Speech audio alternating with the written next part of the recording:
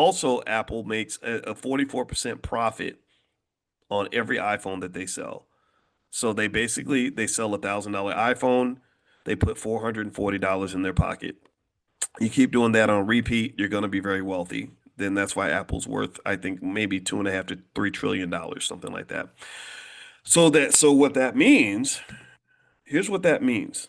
And I want you to use your consciousness and visualize this. So you walk in the store and you go to the Apple guy and you say, I want that phone right there. I want the new phone that has the giggly gadget, the giggly goos and the gadgets and all the things that's gonna, lead to my dopamine response and get me all hyped up about having this new device. So you give them $1,000, and out of that, so 660 goes to pay for the phone. So you pay 660 for the phone. The other 440 is going into the pockets of the owners of that company. And that's just like wham bam, thank you, ma'am. That's free money for them. They're like, thank you for the bonus. We appreciate it. And they pile your money up with a whole bunch of other people, and then the share price goes up.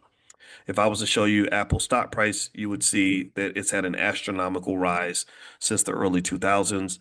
In fact, I think since Apple's holding their developers conference this week, I thought Apple would be a fun company to kind of talk about. I could show you a chart on Apple stock that would just blow your mind. It's crazy.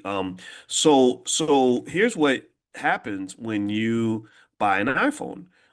What's happening is that you're making yourself poorer because you just spent money on something that doesn't exist.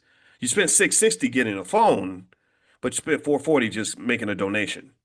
Do you understand? Right? So you literally you took your black wealth and your wealth goes down because now you're $440 poorer than you were before, and somebody else is $440 richer because wealth is kind of a zero sum game a lot of times, right? Money goes out of one person's pocket and goes into another person's pocket. And so the way to balance that might have been to buy you some Apple stock every time you bought an iPhone. So let me show you Apple stock over the last 5 years. Just the last 5 years. This is just since the pandemic. Pandemic was yesterday, it seems like. Anybody feel like the pandemic just happened? Like we just got out of that thing? Right now, Apple stock's at 203. It's basically more than doubled since the pandemic. So if you had simply just bought or as much, spent some money on Apple stock, a consistent amount of money over that time, your money would have more than doubled. It was $84 in 2020. So that's not quite triple, but about 350% ROI, something like that. You go back and you look at this, if you really want to feel bad, look at this. Go back to '06, about '06, '07, when the first iPhone came out. Apple stock was $2.37 on a split adjusted basis. So if you had simply bought Apple stock with your iPhone every time you went to the Apple store, bought some Apple stock to go with it, you would be very, very rich right now.